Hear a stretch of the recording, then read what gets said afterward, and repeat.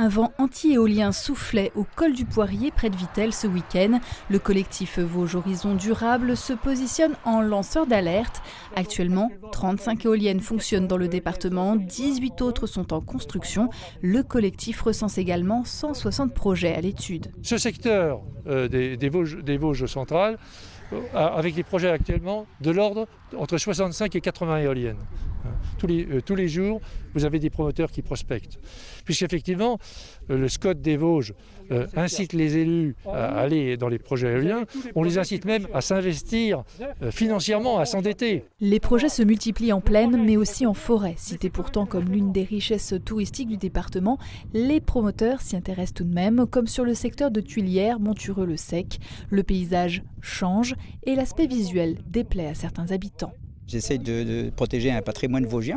Et un des derniers patrimoines vosgiens, c'est un château féodal qui est situé à 450 mètres d'altitude sur la commune de Saint-Balmont. Ce qui veut dire qu'à chaque fois que vous construisez un parc éolien jusqu'à 300 km, à 450 mètres, j'ai la visibilité comme s'ils étaient dans la cour royale du château. Une proximité d'éoliennes, le patrimoine immobilier perd en moyenne entre 30 et 40% de sa valeur. Il y a le fond, les dangers pour la santé et l'environnement, il y a aussi la forme. La population est consultée au moment de l'enquête publique. Déjà trop tard, affirment les détracteurs.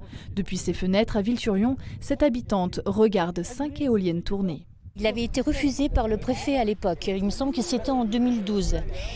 Et donc le préfet était assigné en justice par le promoteur Neoen.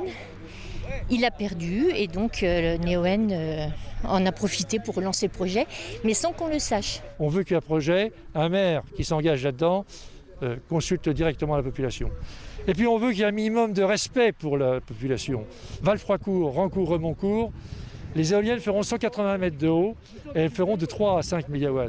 Comment voulez-vous qu'on puisse admettre qu'une éolienne de 180 mètres soit à 500 mètres d'une maison? Le collectif profite de la campagne des élections régionales et départementales pour questionner les politiques. Le schéma régional éolien, bien que retoqué en Conseil d'État, classerait 309 des 515 communes vosgiennes comme pouvant accueillir des parcs. Des territoires sans intérêt significatif, en conclut cette assemblée. Le Front National s'est emparé du sujet des éoliennes. Eh bien je dirais tant mieux. Mais pourquoi les autres partis, ça ne les intéresse pas? Parce que quand vous faites le ratio population des villes et population des campagnes, en gros 20% d'un côté, 80% de l'autre, il y aura plus de voix à gagner du côté des villes que du côté des champs. Face à l'urgence climatique, en mai dernier, Barbara Pompili, la ministre de la Transition écologique, a donné 6 mois au préfet pour identifier des zones favorables et accélérer le processus. La France doit multiplier par 2 ses installations d'ici 2028. Dans cette course, le Grand Est se place parmi les bons élèves avec plus de 20% de sa consommation d'électricité fournie grâce au vent.